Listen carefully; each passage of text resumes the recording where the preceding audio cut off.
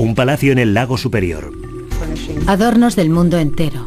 Chimeneas decoradas con mármol de Argelia, preciosos tapices. Una fortuna familiar al alcance. Eran muy opulentos, eso originó que mucha gente obtuviera mucho dinero. Hasta que un impactante crimen y una novela policíaca tuvieron a todo el mundo en ascuas hasta el final. Asesinato, mansiones y dinero. Los medios se abalanzaron sobre esa historia. Un juego de pistas situado en un castillo de Minnesota con un bote de 45 millones de dólares. Esta noche en Poder, Privilegio y Justicia.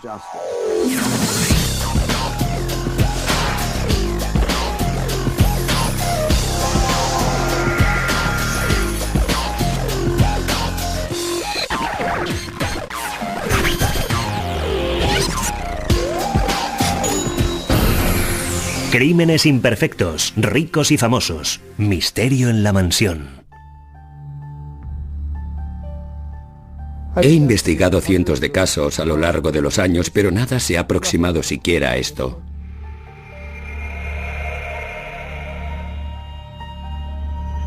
El inspector de la policía de Duluth, Gary Waller, nunca olvidará el 27 de junio de 1977. Fue el día en que acudió a una emergencia en la dirección más prestigiosa de Duluth, el 3300 del London Road, la mansión Glen Sheen, hogar de la mujer más adinerada de Minnesota, Elizabeth Cangdon. 911, ¿cuál es su emergencia? Una emergencia grave en el 3300 de London Road. Homicidio. ¿El 3300 de London Road? Sí, señor, la propiedad Cangdon. ¿Cuál es el problema? Homicidio.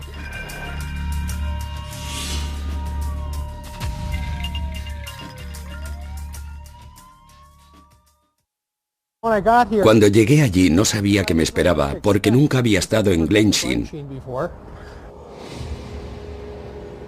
Intentaba imaginar qué habría podido suceder. Waller es recibido en la entrada principal por otros agentes que le informan. Cuando entré por primera vez en la casa, me recordó a un museo, con todas aquellas molduras de madera y alfombras, la escalera ornamentada. Percibía el conocido olor de la muerte. La muerte tiene su propio olor. La muerte tiene el olor metálico de la sangre, y pude ver una pierna desnuda de mujer colgando del asiento. Al llegar al descansillo, Waller ve a la primera víctima, Velma Pietila, la enfermera nocturna de la heredera. El cuerpo había estado erguido, inclinado ligeramente hacia el este, con la cabeza aquí. Estaba ligeramente girada hacia su lado derecho y las manos elevadas sobre la cara. En torno a su cuerpo hay señales de lucha. En la escalera, entre el descansillo del medio y la segunda planta, los peldaños estaban salpicados de objetos personales y prendas de vestir de Velma Pietila. Ella estaba llena de morados y laceraciones. Tenía una cantidad tremenda de heridas defensivas en las manos y brazos. Sobre la alfombra persa importada, una posible arma homicida. Había un candelero justo aquí, al lado del cuerpo de Velma. Waller continúa subiendo la escalera hasta el dormitorio de Elizabeth Cangdon. Elizabeth Cangdon yacía a este lado de la cama, una cama de hospital. La almohada que tenía sobre la cabeza llevaba una funda de satén rosa que estaba llena de manchas de sangre.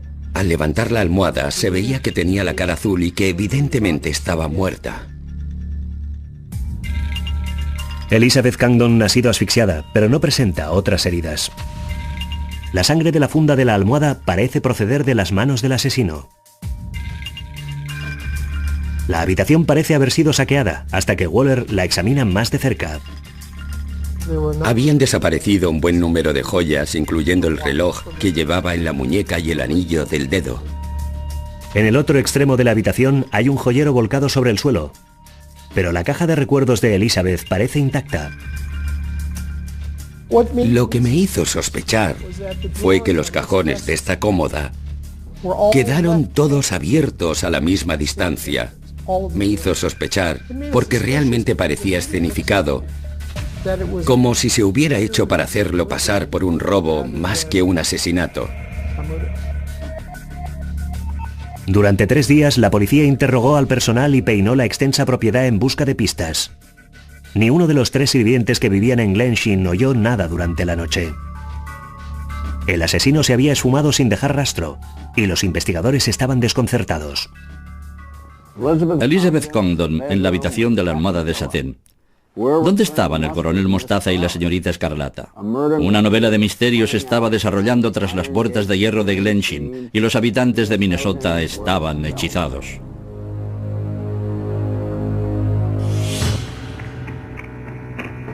En la época de los asesinatos, el tema de la delincuencia en Duluth, había relativamente pocos homicidios, 1, tal vez 2 al año. Durante días, los asesinatos de Glensheen son noticia de primera plana. Los aterrorizados habitantes de Duluth empiezan a cerrar con llave sus dormitorios. En un principio, la policía nos dijo que había sido un robo frustrado. Pero a la larga, empezamos a intuir que aquel caso tenía mucho más calado. Cuando los detalles del crimen se hicieron públicos, todo el mundo empezó a preguntarse qué hizo de 2 mujeres indefensas el objetivo de tan brutal crimen.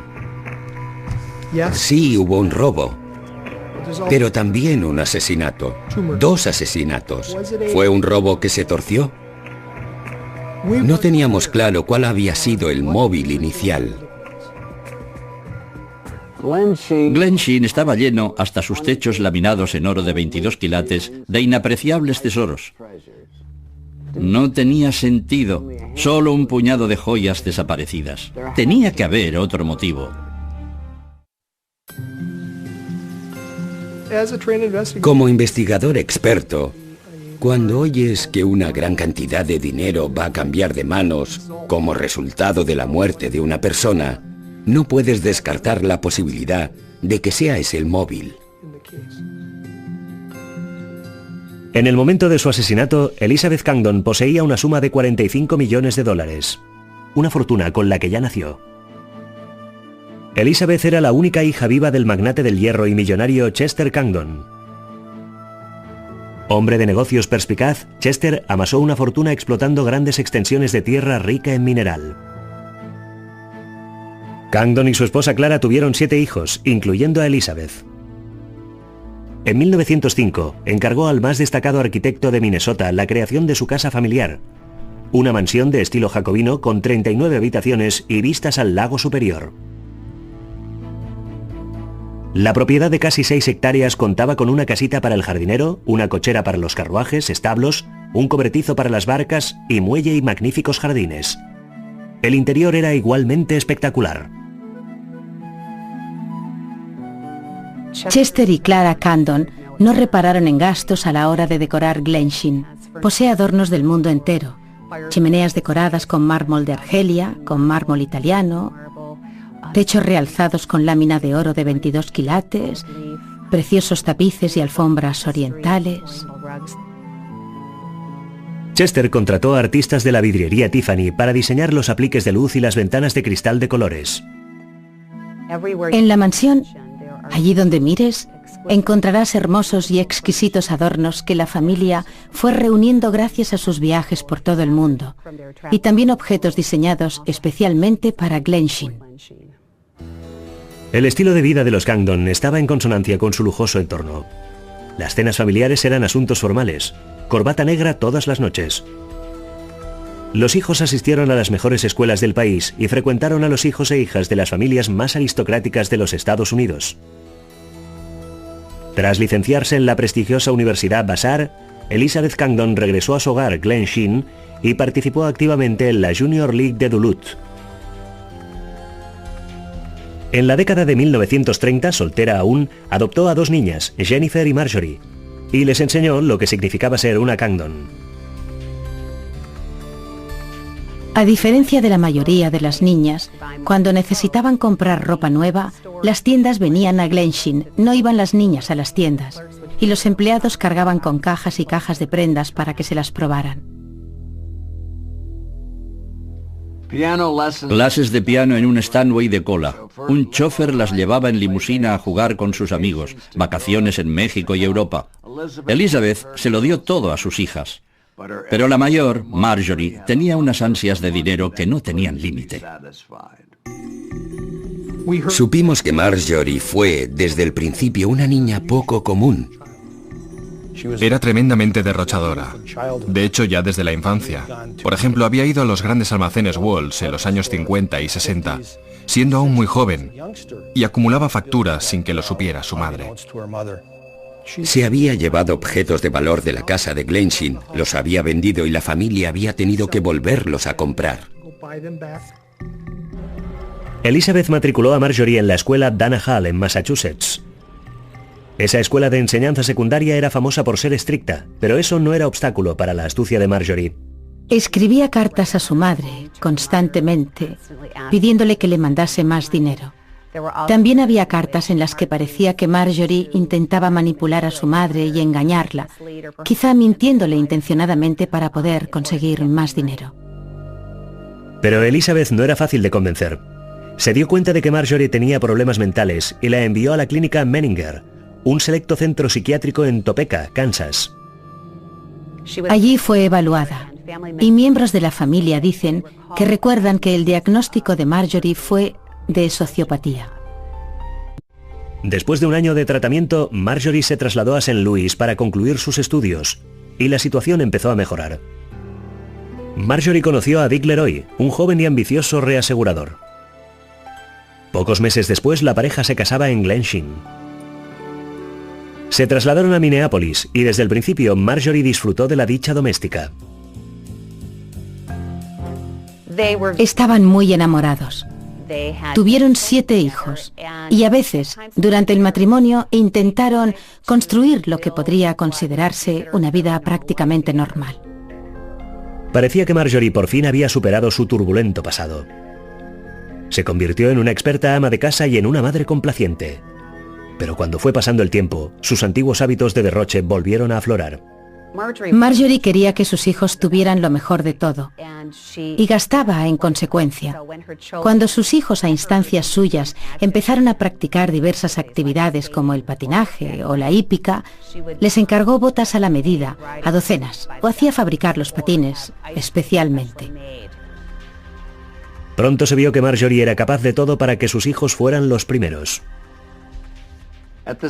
En los campeonatos estatales de patinaje artístico, uno de los hijos de Marjorie pasó a la final nacional, pero solo porque su rival tuvo una espectacular caída y quedó inconsciente. Nadie pudo demostrar que hubiera habido juego sucio, pero por la pista de patinaje corría el rumor de que alguien había manipulado los patines del chico.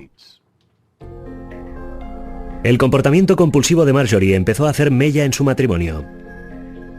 Dick Leroy ya estaba recibiendo llamadas de acreedores sobre facturas en las que Marjorie había incurrido sin su conocimiento. Esa era una pauta que no hizo más que empeorar con el transcurso del tiempo. Dick se divorció de Marjorie en 1970.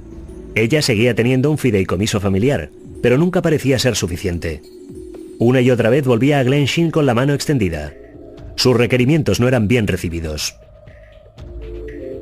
Marge tenía muchas fricciones con los miembros de la familia, porque muchos de ellos la consideraban la oveja negra de la familia, que se había divorciado, que tenía todos esos hijos y que necesitaba ayuda económica constantemente. En noviembre de 1974, Marjorie regresó a Glensheen. Fue a la cocina y dijo al personal que quería llevar a su madre pan casero y mermelada que había traído. Insistió en prepararlo ella misma. A las pocas horas de comer el tentempié de Marjorie, Elizabeth entró en coma. Sus constantes vitales empezaron a caer y estuvo a las puertas de la muerte, pero cuando empezó a recuperarse, Marjorie se marchó de allí. Los análisis de sangre mostraron un elevado nivel de un poderoso sedante, meprovamato. Se trataba de un fármaco que no figuraba en la lista de medicamentos recetados a Elizabeth. Para evitar la publicidad, los miembros de la familia optaron por resolver el incidente a nivel interno. No llegaron a enfrentarse a Marjorie, pero dieron instrucciones al personal de Glensheen de que nunca volvieran a dejar a Elizabeth a solas con su hija. 2 años después, Marjorie se trasladó a Golden, Colorado, con su hijo menor, Ricky. Allí conoció a su segundo marido, un vendedor en paro llamado Roger Caldwell. Los dos empezaron a hablar de un sueño común, que era abrir un negocio de cría de caballos, un rancho. Ella y Roger comenzaron a comprar propiedades rurales muy caras. Recibí llamadas telefónicas de acreedores, particulares y bancos, y prestamistas, indicando que Marjorie les debía dinero. Roger me expresó graves inquietudes acerca de los hábitos derrochadores de Marjorie, así como sobre las actividades de Marge, a las que él se refirió como estafar a la gente. A finales de los años 70, los Caldwell se habían metido en un profundo hoyo económico. Los pagos del fideicomiso de Marjorie apenas daban para pagar las facturas pendientes de la pareja. Estaban hasta el cuello de deudas y habían comenzado a realizar actividades ilegales.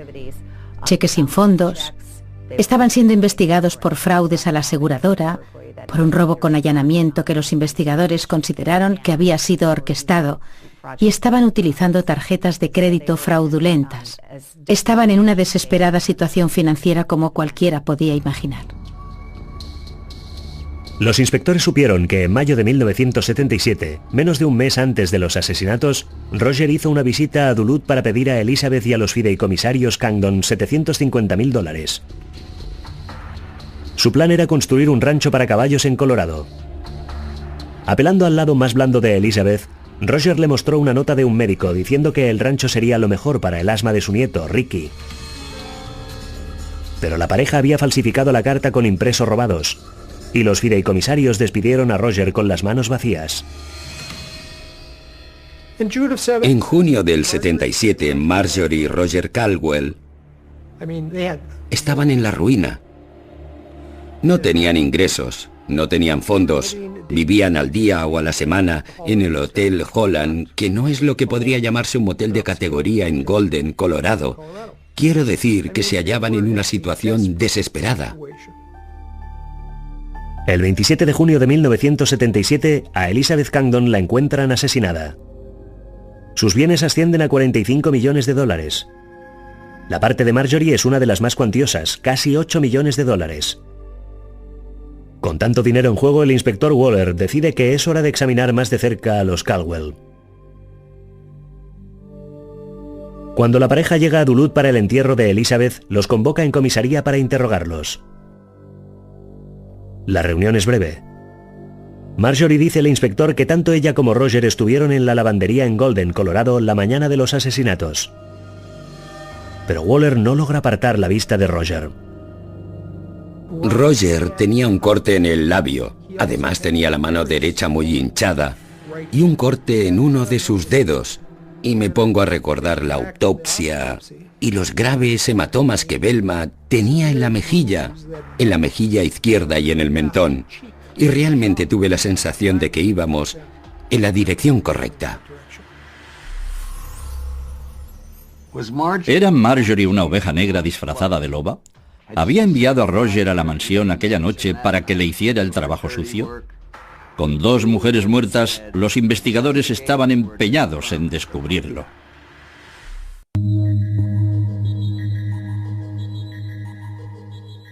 La comunidad de Duluth quedó conmocionada por los asesinatos de Elizabeth Cangdon y Velma Pietela. Había excesivas especulaciones, no solo entre el público, sino también en los medios acerca de los crímenes y de quién podía haber sido el responsable. La policía sospechó casi de inmediato de que había miembros de la familia involucrados, lo que incluso exaltó la historia. Tropezábamos unos con otros en nuestro intento por averiguar qué venía a continuación. En el entierro, los Caldwell causaron un gran impacto. Roger con un traje de vaquero color turquesa, Marjorie con una blusa floreada y unos ajustados pantalones blancos.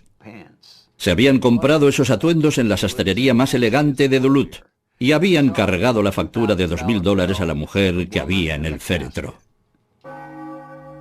El 30 de junio, justo después del funeral, ya habíamos tomado una decisión: volver a interrogar a los Caldwell y hacer examinar la mano de Roger. Pero cuando Waller va al hotel donde se hospedan los Caldwell, descubre que la pareja se ha marchado. Afortunadamente, la habitación aún no se ha limpiado. Dentro, Waller encuentra un recibo del aeropuerto de Minneapolis datado el 27 de junio de 1977. Es un tremendo golpe de suerte. El recibo sitúa como mínimo a uno de los Caldwell en Minnesota el día de autos. Fue lo mejor que había ocurrido hasta el momento en ese caso, el recibo. Y pensándolo bien, lo cerca que habíamos estado de no obtenerlo. Por ejemplo, si hubieran limpiado la habitación antes de nuestra llegada. Fue estupendo. El recibo los lleva hasta una tienda de regalos del aeropuerto, donde los empleados recuerdan a alguien que concuerda con la descripción de Roger. Un hombre identificado como Roger entra llevando una maleta de mimbre, lo cual ya de por sí resulta, no sé, inusual, y compra una bolsa para guardar ropa, y de eso es el recibo. Una llamada a Glensheen confirma que una maleta de mimbre figura entre los objetos desaparecidos de la habitación de Elizabeth. Después, Waller se dirige al motel de Golden, Colorado, donde los Caldwell han estado viviendo el último año. El recepcionista del Hotel Holland dice acaba de llegar un sobre sin remitente para Roger Caldwell. El matasellos es de Duluth, Minnesota, y está fechado el 27 de junio. Dentro del sobre, Waller encuentra una pequeña moneda bizantina de oro. Los otros investigadores van a Glensheen y ya lo creo que falta una moneda de oro de la caja de recuerdos del dormitorio de Elizabeth Candon. Usando muestras de la firma de Roger, los expertos confirman que Roger escribió la dirección del destinatario. En la solapa posterior, un experto en huellas dactilares latentes encuentra la huella de un pulgar. Al compararla con las tomadas a Roger anteriormente por conducir bajo los efectos del alcohol, los investigadores reciben una buena noticia. Las huellas parecen coincidir. Fue como Navidad o el cumpleaños de uno. Y es que teníamos entre manos aquel caso tan importante, con toda aquella presión, y lo logramos. Sabíamos que teníamos a los culpables. Recuerdo que recibí la llamada y que me dijeron, le tenemos, ya está. Tenemos su huella dactilar que le sitúa en Duluth en el momento de los asesinatos. Entretanto, otros inspectores empiezan a seguir el rastro de los Caldwell. Averiguaron que Roger y Marjorie se alojaron en el Holiday Inn cerca del aeropuerto en Bloomington, Minnesota.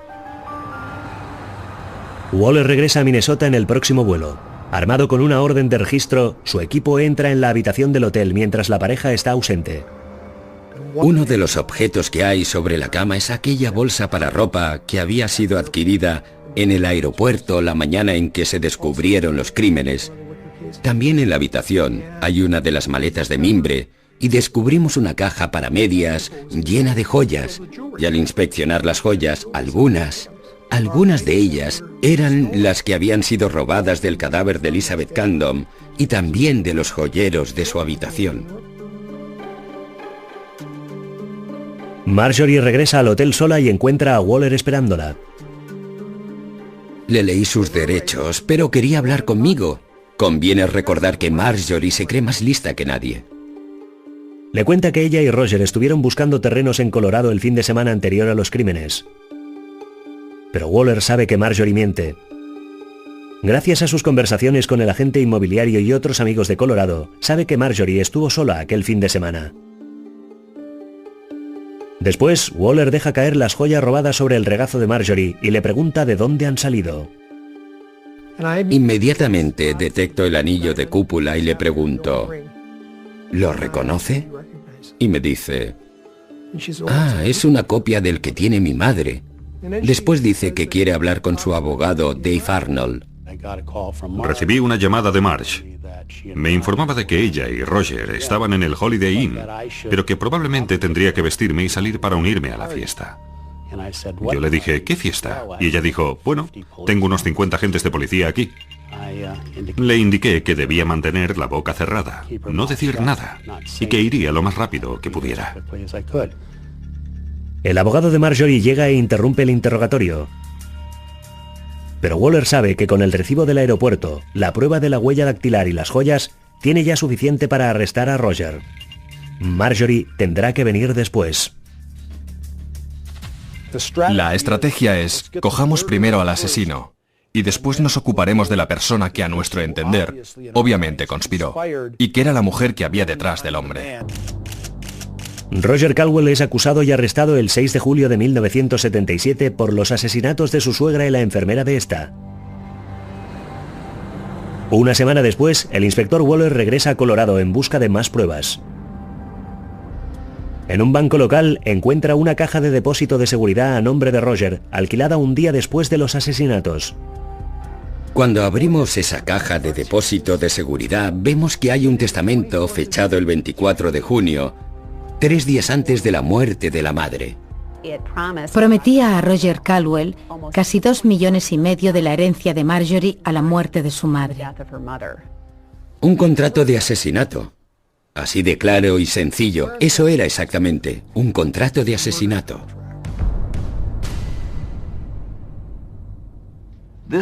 Esta novela de misterio lo tenía todo. Un impactante escenario del crimen, una extraña trama familiar y pronto un drama en los tribunales que sería la comidilla de Minnesota. Un año después de su detención se inicia el juicio por asesinato de Roger Caldwell. El fiscal John DeSanto es optimista, a pesar del hecho de que no hay pistola humeante.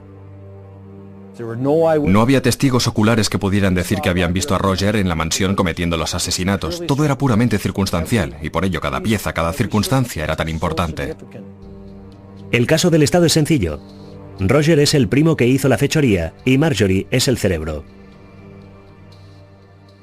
Los asesinatos Condon tuvieron tal repercusión en Duluth que el juez trasladó el juicio al condado de Crow Wing, a unos 200 kilómetros de distancia. Hordas de reporteros cayeron sobre la pequeña población de Brainerd para el capítulo final de la mayor historia de detectives de Minnesota.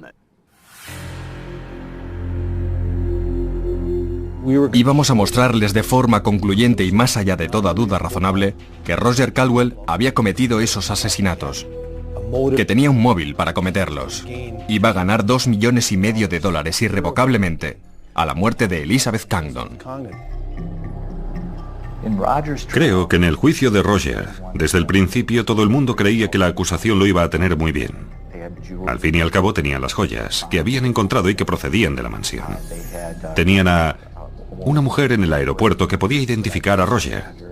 Estaba la huella dactilar en el sobre que, según los expertos que testificaron en el juicio de Roger, era sin lugar a dudas suya. Y debió haber estado en Duluth aquel día porque el matasellos es del 27 de junio.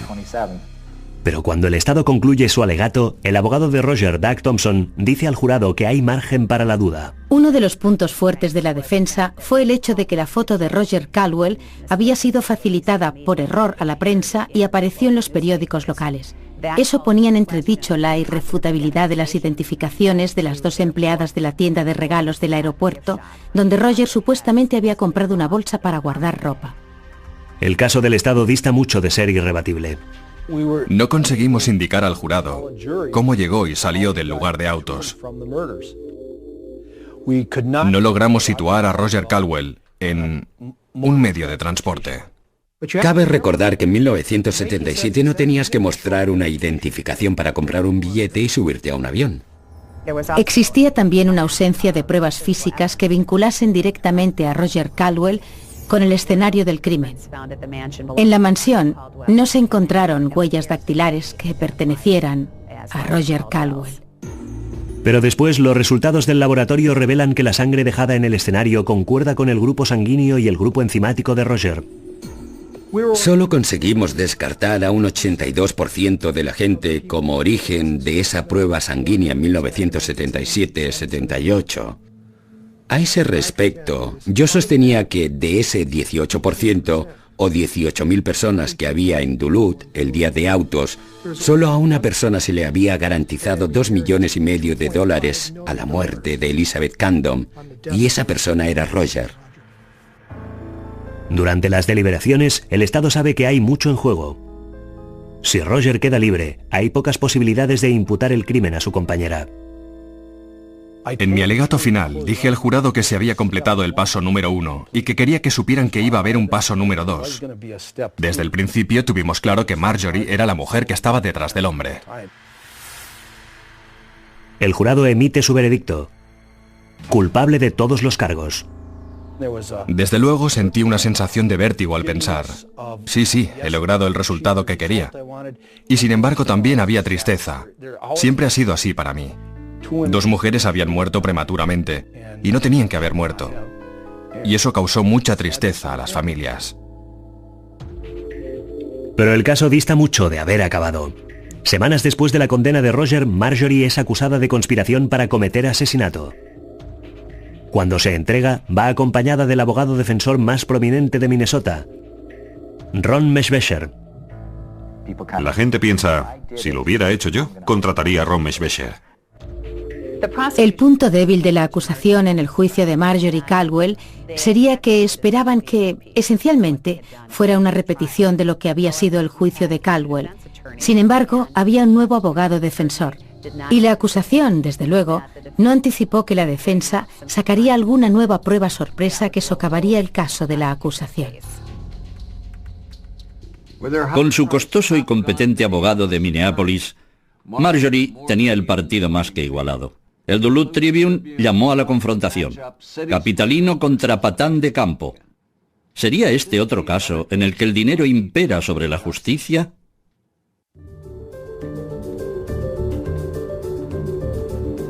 Julio de 1979.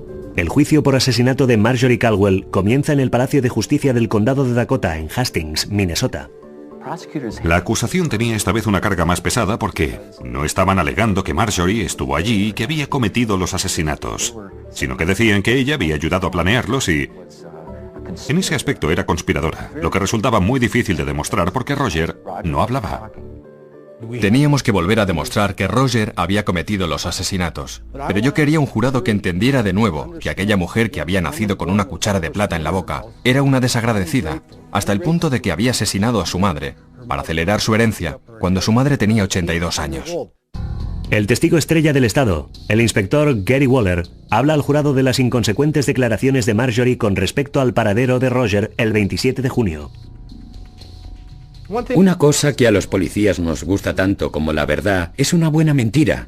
Porque si podemos demostrar que alguien miente resulta tan válido como una confesión. Y Marjorie dio 7 versiones distintas del paradero de Roger aquella mañana. Sin embargo, la prueba clave son las joyas encontradas en la habitación de hotel de los Caldwell. Durante el interrogatorio, Marjorie afirmó que eran réplicas.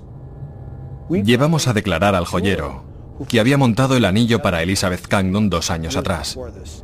En el anillo había marcas que él identificó en la sala del tribunal y que, según él, hacían que aquel anillo fuera para él tan distintivo como una persona. Era el anillo de Elizabeth Cangdon, no era un duplicado.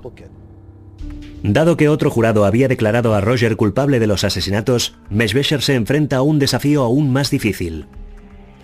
Entendía cuáles eran los obstáculos, pero aún les faltaba relacionar a Marjorie con el caso. ¿Debía decir al jurado que sí, que Roger lo había hecho y que Marjorie no tenía nada que ver? ¿O debía emplear básicamente una defensa doble y asegurar que no existían pruebas de que Roger lo hubiera hecho? Y obviamente, si él no lo había hecho, Marjorie no podía haberlo hecho.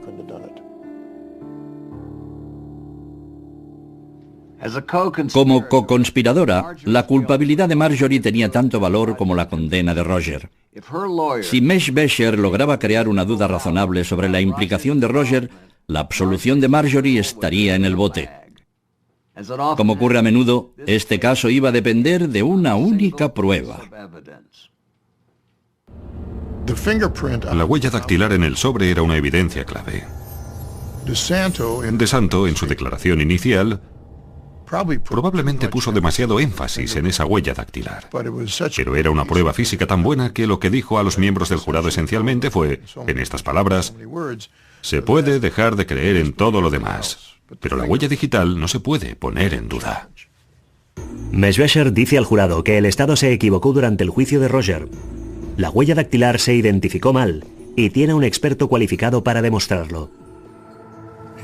Dice que esa huella dactilar no es de Roger, que no es la huella de su pulgar, como ellos aseguraban, que además no es su huella dactilar, que para nada es de Roger, y dice que es algo evidente. Teníamos un conflicto entre expertos, nuestro experto, el experto de Meshbesher. Así que le sugerí a John, busquemos a alguien que haya trabajado para el FBI y que esa persona lo examine. El Estado aumenta las apuestas y aporta un tercer experto en huellas dactilares para cuestionar el hallazgo del equipo de la defensa.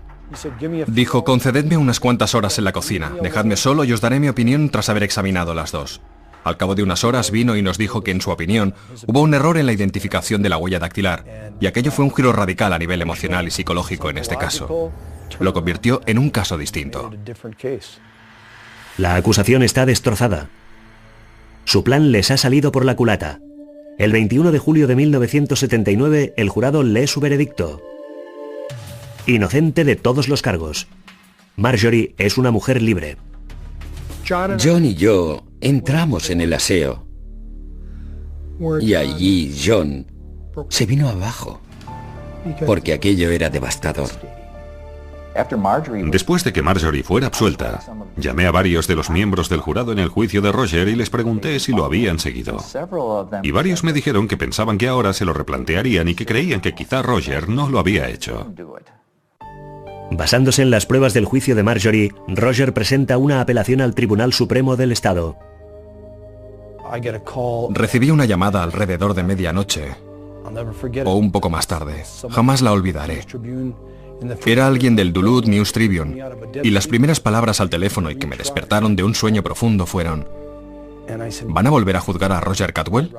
Yo respondí: ¿de qué está usted hablando? ¿Volver a juzgar a Roger Caldwell? Él dijo: el Tribunal Supremo de Minnesota ha revocado sus condenas. ¿No se ha enterado? Y yo dije: no. Y recuerdo que me arrodillé al lado de la cama. Recuerdo que me puse a sollozar junto a la cama, porque no podía creer que eso hubiera sucedido. Y una vez más continúo estremeciéndome al pensar en ello, diciendo: quizás que no estoy hecho para esta clase de trabajo.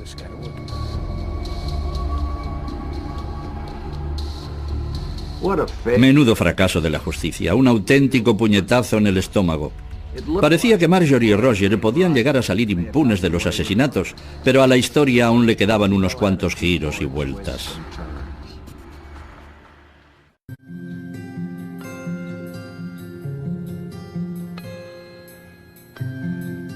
Llevábamos ya 5 años en el caso y había hecho mella en nosotros, físicamente, emocionalmente. Con la absolución de Marjorie y la condena revocada de Roger, parecía que nadie iba a pagar por los brutales asesinatos de Elizabeth Cangdon y Velma Pietila. A los investigadores les quedaban dos opciones, las dos malas por igual: volver a juicio una tercera vez o pactar un acuerdo con el asesino. Existía mucha presión del público para que Roger Caldwell continuara en la cárcel. No querían ver a Roger Caldwell en libertad. No nos interesaba que hubiera otro juicio, que existiera la posibilidad de conseguir otra condena. Roger accede a contarles lo que sucedió aquella noche, a cambio de su puesta en libertad. Pero los detalles de los crímenes siguen siendo un misterio. La acusación no obtuvo lo que quería de la confesión. Había muchas preguntas a las que Roger Caldwell no respondió. Siempre que el fiscal del distrito pacta inmunidad a cambio de información, existe riesgo. Esperas que el tipo se sincere y empiece a sacar toda la porquería. Pero esta vez, la apuesta no dio sus frutos. Roger sufrió un oportuno ataque de amnesia. Dijo que había estado bebiendo y que no se acordaba, porque una cuestión clave era cómo llegó hasta la mansión aquella noche. Y dijo, bueno, que no recordaba gran cosa y que creía que quizá había cogido un taxi. Y sencillamente aquello no era lo bastante definitivo para aquellos de nosotros a los que nos importaba mucho lo que había sucedido en realidad. Pero supongo que en el aspecto legal admitió que lo había hecho y eso era lo que se buscaba y lo que resolvió el caso. Creo que tendríamos que habernos puesto en pie y haber dicho: no hay trato, porque no obtuvimos nada que no supiéramos ya. No implicó a Marjorie. ¿Por qué? La razón por la que no implicó a Marjorie es que Roger aún creía que iba a recibir su recompensa. Pero Roger nunca llega a ver el dinero que Marjorie le había prometido. Regresa a su ciudad natal, La Trobe, en Pensilvania, pero no consigue un empleo estable o controlar su afición a la bebida. A medida que pasaba el tiempo, se sentía mucho más frustrado, mucho más cínico, con comentarios como que en realidad aún estaba en la cárcel porque nadie le daba trabajo. Al final, la depresión de Roger hace mella en él. Roger se suicidó en 1988. Se llevó a la tumba esas preguntas sin respuesta y jamás conoceremos lo que él sabía. En su nota de suicidio escribe: lo que tienen que saber es que yo no maté a esas mujeres, o que a mi entender, jamás, en toda mi vida, hice daño a nadie. Fui a su entierro y me quedé allí unos cuantos días y descubrí que de hecho había tenido una novia que vivía con él en La Trobe. Y resultó que un poco antes de suicidarse le había propinado una tremenda paliza. Le había roto el brazo y en aquel momento estaba en el hospital. Y supe que sí podía hacer daño a alguien, que era muy capaz de hacerlo, sobre todo cuando había bebido. En 2003, las pruebas de ADN arrojan por fin algo de luz sobre la implicación de Roger. Se toman muestras del tristemente famoso sobre y se identifican dos marcadores de ADN. Al compararlas con una muestra conocida de la saliva de Roger, la coincidencia es casi perfecta. Descarta un 99,93% de la población. Él era la persona que había cometido los crímenes, pero no era la persona que había trazado todo el plan. Justo después de la muerte de Elizabeth Cangdon, Glen Sheen fue cedida a la Universidad de Minnesota con arreglo a su testamento. La propiedad permanece casi exactamente como estaba la noche de los asesinatos. Cada año es visitada por 80.000 personas. Marjorie volvió a casarse. En 1984 fue condenada por provocar incendios en 2 casas vacías que intentaba vender. Pasó 2 años en una cárcel estatal, fue puesta en libertad y se trasladó a Arizona con su marido. 6 años después, Marjorie fue condenada de nuevo por pirómana. Fue sentenciada a la pena máxima de 15 años y salió finalmente en 2004, de nuevo una mujer libre a los 71 años. Los investigadores consideran que mientras Marjorie esté libre, una asesina habrá escapado a la justicia. No teníamos ninguna duda, nunca la tuvimos, de que esas 2 personas eran las responsables de las muertes de aquellas mujeres. No creo que Marge se permitiera pensar que tenía algo que aprender de todo aquello, en absoluto. Porque estoy seguro de que Marge mantiene que todo lo bueno que sucedió fue obra suya, y todo lo malo fue una conspiración o una trampa. Y solo en esas tranquilas treguas de su mente, cuando está sola, quizá albergue alguna duda o recelo. Pero ni se me ocurriría sugerir que alguna vez van a verlos. En 1979, 5 de los 7 hijos de Marjorie demandaron a su madre para desheredarla de la fortuna Congdon. Ella se conformó con una fracción de lo que se le dejaba en el testamento, mucho menos de lo que habría recibido si Elizabeth Congdon no hubiera sido asesinada. Dominic Dunne, para la televisión judicial.